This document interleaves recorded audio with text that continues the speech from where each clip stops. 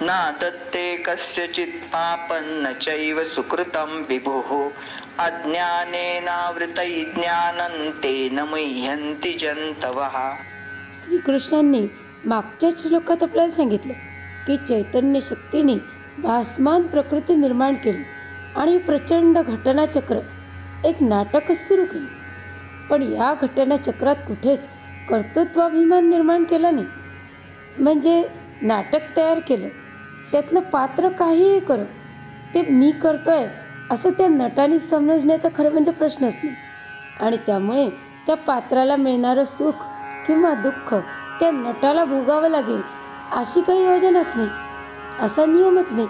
पण तो नटच स्वतःला ते पात्र समजायला लागला आणि मग नाटककारांनी सांगितलेल्या सुखदुःखांनाही भोगायला लागला.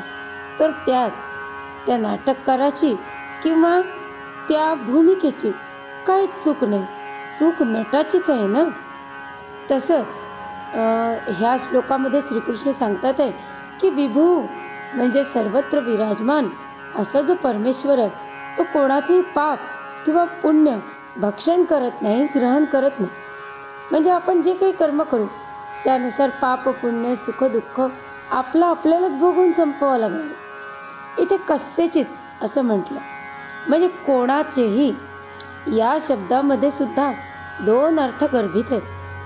पहिला म्हणजे कोणाचेही पापकर्म शुभकर्म सर्वव्यापी परमात्मा ग्रहण करत नाही. म्हणजे कोणी असो तो, प्रत्येकाला आपलं आपलं भोगावं लागतं. आणि दुसरा अर्थ म्हणजे कोणाचेही नाही खात, म्हणजे आम्ही कोणाचंही नाही ऐकत. बरं, म्हणजे कोणाचं तरी ऐकतो असे पण काही खास लोक आहेत. मग असे कोण आहेत? तर जे भक्तिमार्गी भक्त आहेत ते चैतन्य शक्तीचं सगुण रूपाने भजन करतात आणि मग शरीराच्या सर्व क्रिया त्या भगवंताला अर्पण करतात. अशा अनन्य भक्ताचे पत्र पुष्प फल तोय हे सुद्धा मी स्वीकारतो असं भगवंत म्हणतात. मग हे सर्व स्वीकारतो तर अर्पण केलेलं कर्म नाही का स्वीकारणार? मग पापपुण्य भक्षण होईलच ना, ग्रहण होईलच ना. म्हणून श्रीकृष्ण सांगतात आहेत की मी कोणाचंही प्रभू कोणाचंही पापपुण्य ग्रहण करत नाही. मग कोणाचं करत नाही? तर त्यांचा उल्लेख केलेला आहे जंतवहा, म्हणजे हे जंतू. जंतू कोण? की ज्यांचं ज्ञान हे अज्ञानाने आवृत्त झालेलं. ज्ञान कोणाला नाही आज? सगळ्यांना आहे. आजकाल तर व्हॉट्सअपच्या माध्यमातून इतकं ज्ञान उपलब्ध आहे की अगदी रस्त्याने जाणाऱ्या छोट्याशा मुलाला धक्का लागला की तो मुलगा म्हणतो मी तर लहान आहे, माझं चुकणं साहजिक आहे, तुम्ही तर मोठे आहे ना, मग तुम्ही क्षमाशील असायला पाहिजे. परवाच एका ठिकाणी डेथ झाली, तिथे जाण्याचा प्रसंग आला. मोठी मोठी माणसं तिथे रडणाऱ्या स्त्रीला समजावून सांगत होती. तेव्हा एक छोटासा मुलगा तिथे आला आणि सांगायला लागला की नाही नाही, मी तर ऐकलंय की मृत्यू आला की प्रत्येकाला निघूनच जावं लागतं, क्षणसुद्धा शिल्लक मिळत नाही. आता हे मोठ्यांना समजत नव्हतं का? पण हे या मुलाचं ज्ञान म्हणजे गाढवाच्या पाठीवर वेद उपनिषद रामायण महाभारत ठेवल्यासारखं. पाठीवर तर खूप आहे पण आचरणात काहीच नाही. आणि त्या ज्ञानाचा जर आचरणात उपयोग नसेल तर ते ज्ञान फक्त ओझं होईल.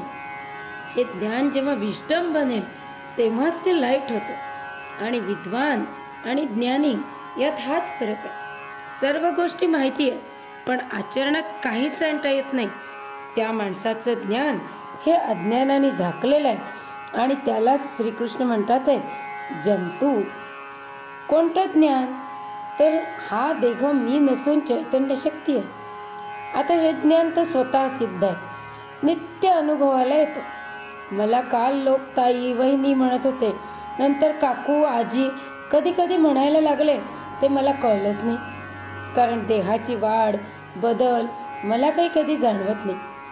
हा देह नक्की कधी जन्माला आला हे मला स्मरत नाही, कारण देह जन्माला आला याचा मला काही अनुभवच नाही.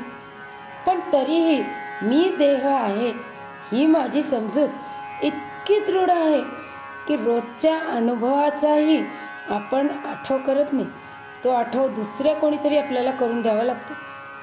आहार, निद्रा, भय, मैथून यांच्या पलीकडे मनुष्याला विवेक दिलेला आहे आणि तो जागृत करावा हे माणसाला सुचत नाही.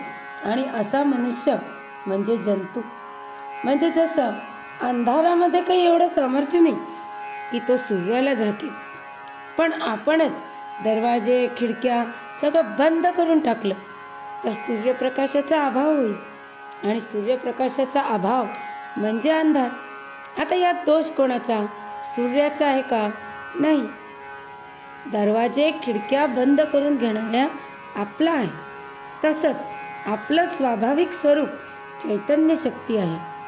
प्रकृतीमधील नियमांनुसार जन्म, वाढ, क्षीणता शरीराची चालूच आहे. ते कोणाला करावं लागत नाही.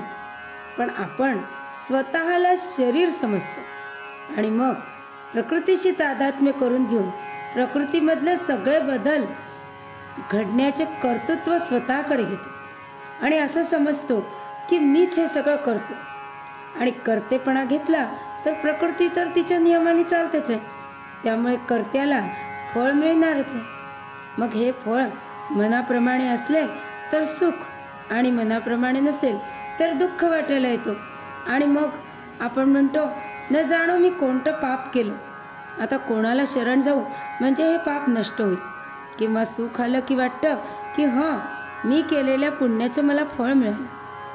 पण अशा अज्ञानाने दारं, खिडक्या बंद करणाऱ्याला श्रीकृष्ण तेन म्हणजे ते जंतू मोहित होतात असे म्हणतो. मग यावर उपाय काय? तर दारं, खिडक्या उघडणे, कारण बाहेर तर प्रखर सूर्यप्रकाश आहेच आणि त्या सूर्यप्रकाशापुढे हा अंधार क्षणभरही टिकू शकत नाही. म्हणजे स्वतःचा विवेक जागृत केला तर चैतन्याचा अनुभव हा स्वतः सिद्ध आहे, तो आपल्याला लगेचच मिळेल.